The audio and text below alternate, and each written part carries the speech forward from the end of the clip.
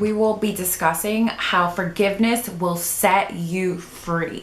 And here's how.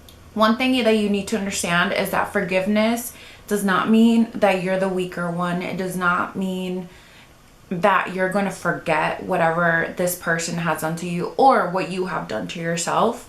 It means that this is one of the keys that will set you free and help you towards a more healing, better version of yourself. Often holding on to grudges and resentment will hold you back from actually evolving and moving forward with your life because you're holding on to this energy. We are made up of energy. So you're holding on to this anger, to this resentment. And often, honestly, a lot of diseases and things can develop from this pain that you're holding inside of your body because it needs to be released. And the only way it could be released is through you actually doing the work. When you release these emotions, you are able to live more peacefully and more in the present moment. And also, you won't reflect that onto others as well, and thinking that everybody is going to be the bad guy in your story. This will also allow you to set boundaries when new obstacles come about. So if there's a new situation that you're faced forward with, you will understand your boundaries a lot better once you release and let go of all the pain and suffering and things that people have done to you. I will go through a process of how you can release this forgiveness and how you could bring yourself up to it. I know it's a very hard thing to do. I myself had to do this on many occasions. I've had to work on forgiving myself for not knowing better in certain situations, and also forgive others for all the hurt and the trauma and the pain that they had caused me.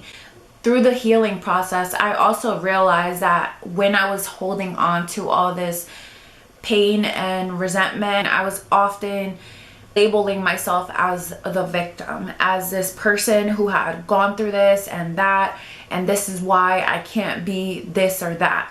So again, that was myself holding myself back from becoming who I'm supposed to be because of all the pain that someone had caused me. When we are living in that victimized mentality, we are not growing, we are not healing, we are not opening ourselves up for new opportunities and new relationships that will be better for us and our health. I'm gonna go through a few things to help you go through this process of forgiveness. So first, it will be so important to acknowledge what has been done to you so that you're aware of the pain that someone has caused you, and not to be so passive and like it's okay, because it's not okay.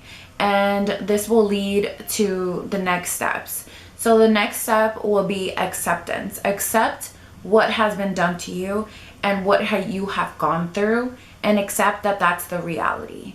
Don't let it define you, but do accept what has happened and the pain that has been caused you. Unfortunately, we have not been able to find portals and time machines, so we can't go back and change everything just yet.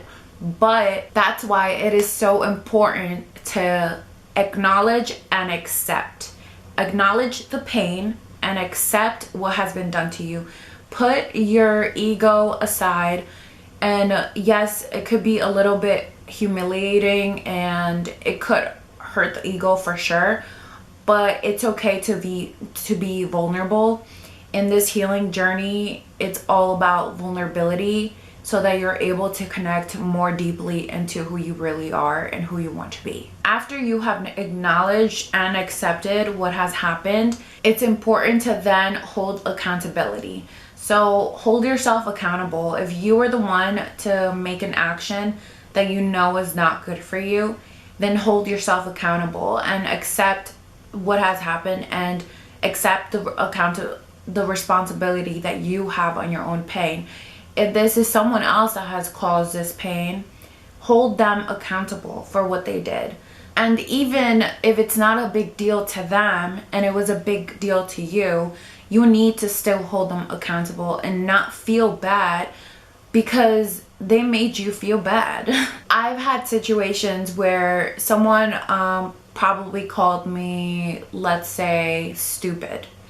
And that hurt my feelings, right?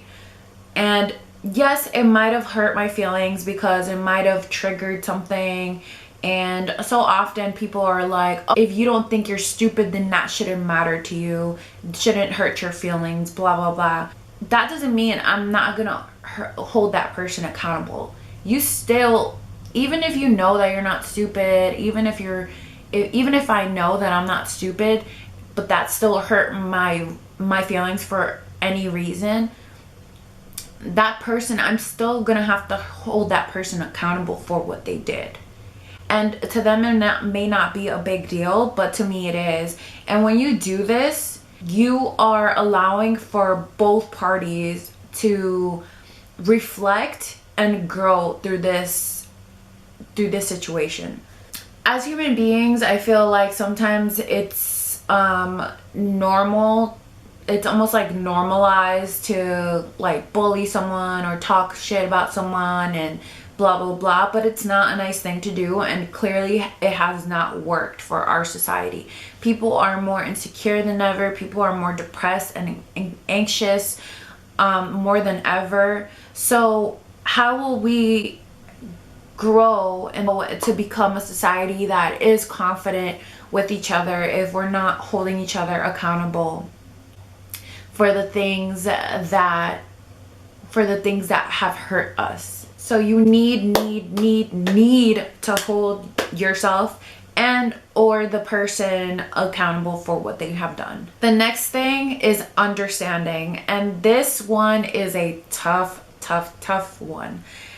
I honestly feel that I am very understanding to situations, just because I understand, for example, my parents. I don't like to hold grudges against my parents because I know that they are human beings as well, and they have gone through their own journey, own hurt, and just I've come to a point to understand why they have done things a certain way. It's very important to almost, I guess, like put yourself in this person's shoes, and even though you would never do what they have done to you, it's very important that after you hold them accountable to listen to them, to just be quiet and just really listen to why, their reasons why they did what they did, and also taking a look at their background, asking questions and coming to an understanding of why, of all the things that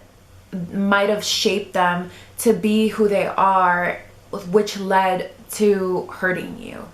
When you understand more of where that person was coming from, or even come to understand yourself why you might have made a certain decision at the time, and just understanding more of the background, I think then you will be able to also be more discerning when it comes to other people, and when another similar situation approaches you, you will be able to navigate that a lot better if you learn to understand people's reasonings why. Understand that you are not the only person on this earth. Other people have gone through this, and this is not excusing by any means anything someone has done to you. For healing purposes, it's better to understand the why.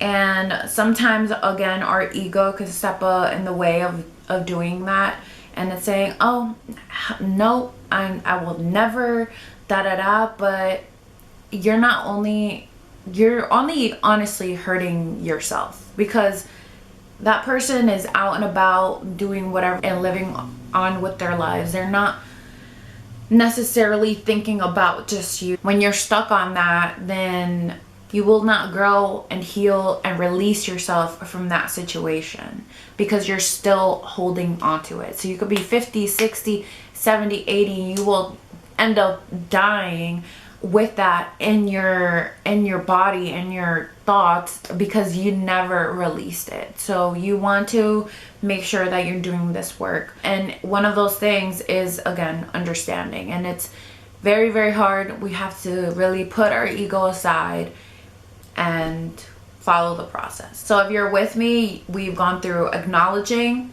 accepting, accountability, and understanding. So the next thing will be detachment.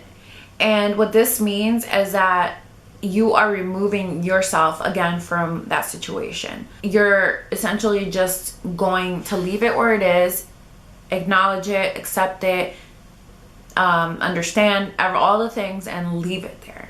And once you do this, you're understanding that nothing that they did was because of you. It was more because of who they are as a person and their situation in life, not you. So you're detaching yourself at this point. This will also remove any blame that you have for yourself, because once you are detaching yourself and you have understood and everything, you understand that this person did what they did because of who they are.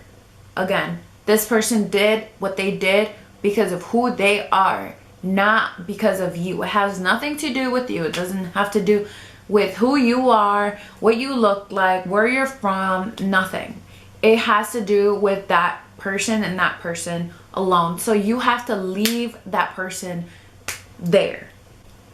That situation there. That situation does not define you. Don't allow it to hold you back anymore. I was in a situation, again, where I was constantly playing the victim. And not playing the victim, I was the victim in the situation, but at that time. And I was holding on to that. I wasn't detaching myself from that situation. It was something that I had gone through and I was allowing it to define me, but not anymore. You cannot allow these situations to define you. And also not allow people to define you. And don't feel ashamed. Know that we are all living on this earth, and there are so many people probably going through the same thing that you are going through. And it's all about finding the right community and right people to surround yourself with. So as you grow and you heal, you will end up attracting the right people into your life, and you won't repeat the same thing. So this is why we want to heal, so that we're not repeating the same mistakes over and over again. Because if you're holding on to things, you will continue to attract the negative things into your life. You also want to think about how you have contributed to the situation. Because the situation happened to you, in all reality, you have allowed this person to hurt you. You opened up that door. You didn't set that person up to standards. So therefore, you are also part of the reasoning. The next thing is to release yourself. So once you have detached, you want to completely release and let go completely, let it out, so that it no longer lives rent-free in your life and your mind, and it doesn't hold any energy in your body. So you could do this through meditation or just any way that you choose to just let go of it completely. And lastly, you want to make sure that you set boundaries so that this does not happen again.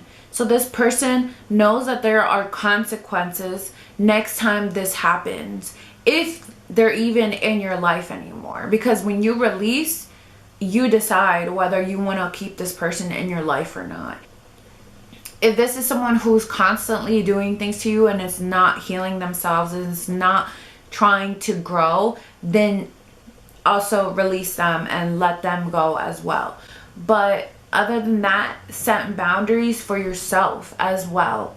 This way you are not allowing this type of behavior in your life no longer. This is not what you deserve.